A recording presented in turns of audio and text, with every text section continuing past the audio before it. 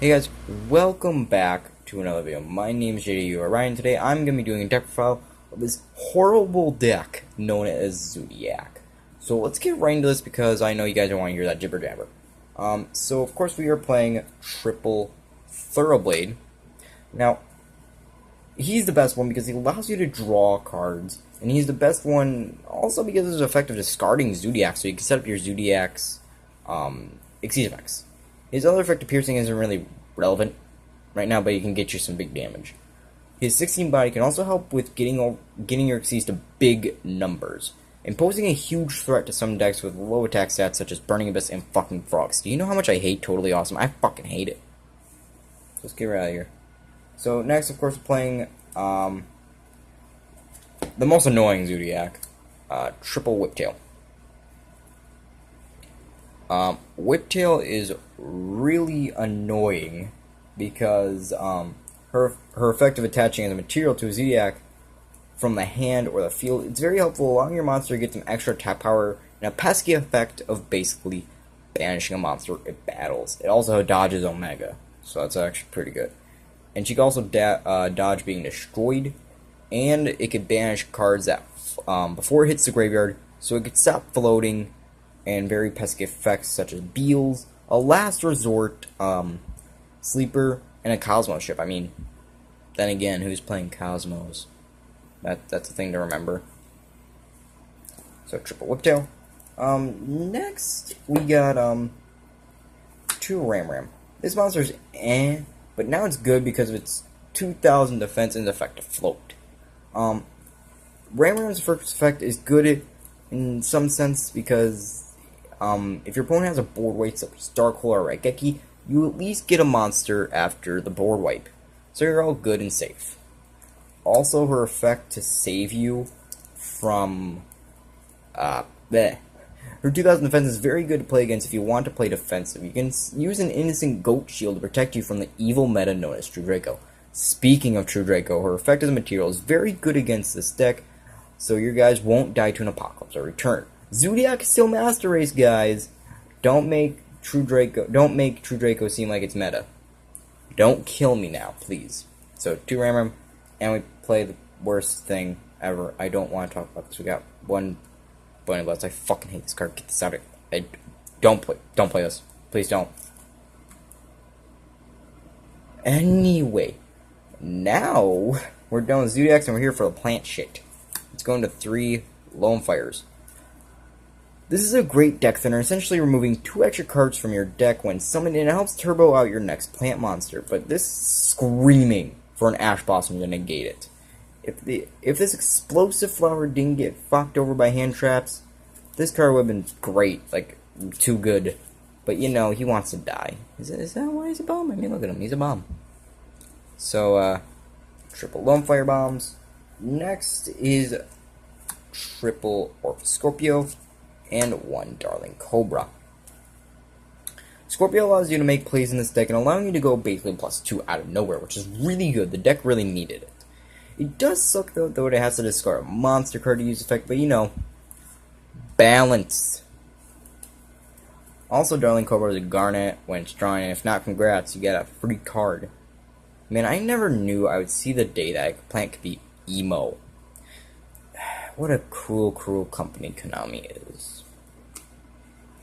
Now we go even deeper into the drugs. And when I mean deeper, I mean deep.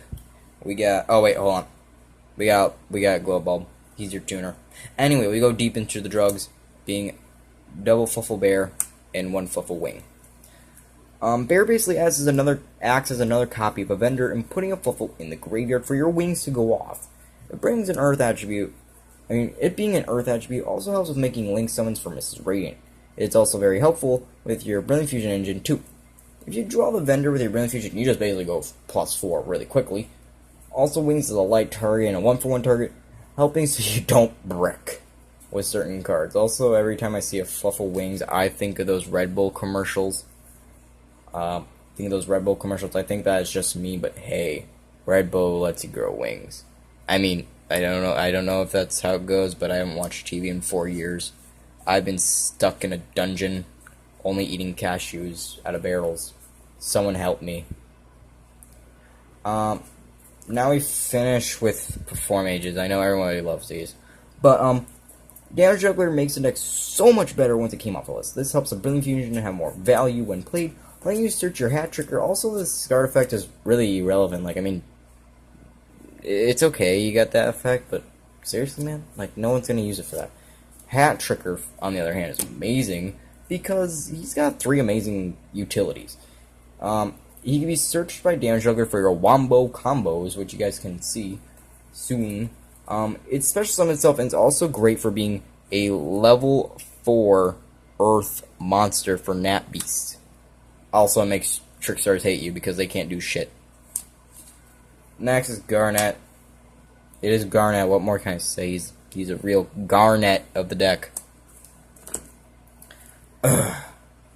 Now we're into the spells, and I feel really tired already. I need to work out more, I guess, but I mean, we're playing children's card games, so I don't have the ability to work out. Anyway, you got 3 Barrage. Barrage is busted because it can blow up a card such as Vendor for a search, Brilliant Fusion just to stop your dead Brilliant Fusion, or a Tanky because why the hell not? You can also trigger your Ram for 2 summons and help you. Also, they can help kill that fucking bunny bitch. Sometimes I screw up my own combos, so sometimes I screw up my own combo so I can just kill this bunny. So I can have the satisfaction of knowing it's never coming back. It's a great card. You gotta play it or you're not playing ZOODIAC. Next is Triple Brilliant Fusion. Brilliant Fusion is great. I don't really need to give an explanation to this card. But if I do, it helps you send your Wings or Juggler to the grave and basically get an additional normal summon.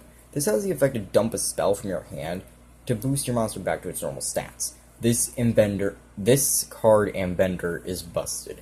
Searching, drawing, you name it all with these 2 cards. Also, when your Seraphonite leaves the field, you can pop it with Barrage, so that's a bonus. Next is Triple Tanky. It's good because he's basically a Rhoda, and it gives your monster a fucking huge boost of 100 attack. Do you know what that gets over?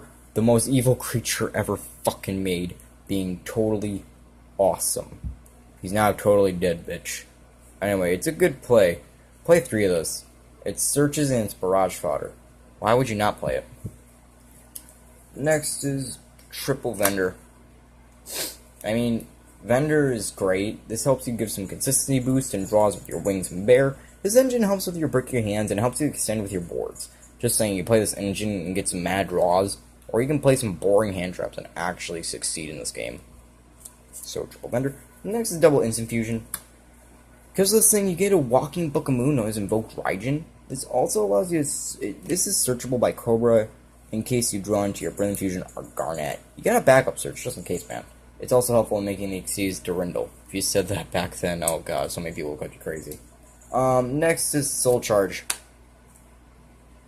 I'm just gonna get out of here before I start screaming. Anyway, next we got 1 for 1. It's good because you can summon Glow Bulb. It can help you make your, put some ZOODIACs in the grave. Nappies is essential, so turbo out your Glow Bulb as fast as possible. Also, Foolish Burial. I mean, I am a retard, so of course I would play a card that sends my own monsters to the graveyard. But it's good to help your ZOODIAC Seize, your Glow Bulb, and finish up some of your missing pieces of a full engine. Next is your extra deck. Now we're going to get into some spicy shit. Gem Knight Seraphonite. It's a great card to help us with some extra summons, be a Link Flutter, and I repeat, and being a level 5 for our artifact, Durindle. Next is Invoke Raijin. He's just here because he's a Book of Moon in level 5. To be honest, I could just swap this card out for Sea Monster of Theseus and get the same results. You know, I should just do that for the memes. Next is Nat Beast. He's the best cat in this deck except for Tiger Mortar for reasons, but this thing's effect can possibly stun an entire deck. It's amazing. I mean, why not play one of the most powerful monsters in this game? This can be easily made in this deck. Don't worry if you can't. Next is Double Misses and a Deco Talker. I mean, Decode's just generic as hell, and Double Misses Radiant is like a staple in this deck, so yeah, play those. Next is Durandal. To be honest, I think this is the best rank 5 Xyz in the game. This thing stops hand traps, can possibly help with extending your turns by fixing your dead hands, and you can also have those awesome moments when your opponent has basically searched for a shit ton of cards and you have the perfect hand. I mean, if they have the perfect hand, then you're like, nah, put it all that back, dude, and you get to watch them cry because you just made them question why they even play this game anymore. So yeah, one Durandal.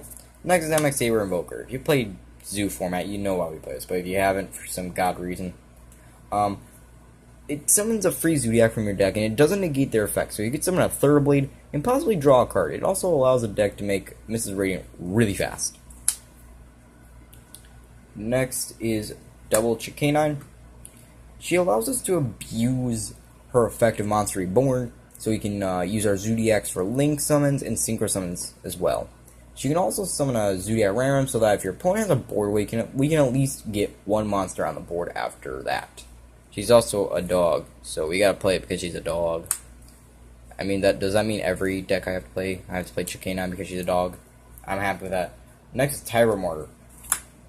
She is great, not only because she gives our Xyz extra materials, helps our Xyz gain effects, stats, and other Xyz too, but because she is a cat girl.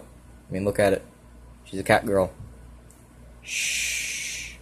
We all have our guilty pleasure.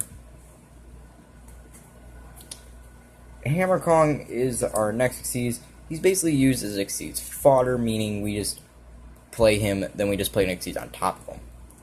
He can also help our Xyz by having the effect to stop targeting on all our Xyz, Zoodiac except for him. But the kicker is, though, is that during each end phase, he has to detach materials, so, no. Now, here he is, the star of the show, Borbo. He can attack directly, he can wipe boards, and he has a great smile. He has a great smile when your opponent dies to pure amazingness when he's summoned. But really, he's a monster that can attack directly and get to big numbers real quick if done right, so you want to give your opponent a true way to end. Use this guy to make sure it stings. So guys, that is the deck profile for my Zoodiac deck. I honestly think like I am done with these profiles until I break it again because this deck's great. I love it. Remember to like and subscribe. It's your guys' choice, and I'd like to thank you so much for actually going to watching this entire video. Now, if there's anything you want me to change up, let me know. I am fine with that. A guy did recommend me using Soul Charge, so I did, and it works amazing. So I hope you guys did enjoy this video. Bye-bye.